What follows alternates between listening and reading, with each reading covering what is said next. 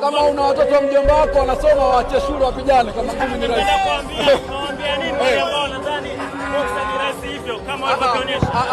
Wanafunzi yoyote ambaye anasoma sana kwenye mitihani anaonekana kama amependelewa na Mungu, lakini jitihada zinatokana na maandalizi sio.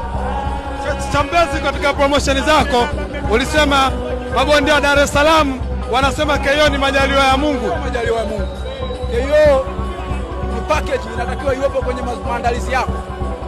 Kwa mimi sikutaka nishinde knockout round ya pili, lakini nilivyoambiwa na timu kwamba ukipanga naye boxing atakusumbua, pigana. Umepigana, kashindwa kuvumilia. Umeona? Au nimemnunua? Hilo ina maana ya kuuliza ngumi yako inauma kiasi gani? Muulizani kabla hajaondoka. Anajisikiaje? Wa Tanzania unawaambiaje?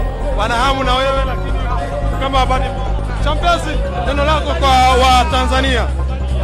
Wana hamu na wewe, lakini ni kama wanaonja tulaza ya Mwakinyo, alafu inaishia hapo. Mapromota watoe hela, kwa sababu mimi ndio expensive boxer kwa sasa. Kwa hiyo anayetaka nipigane lazima atoe hela. Napenda niwafurahishe washabiki zangu, lakini napenda niheshimike kwenye familia yangu.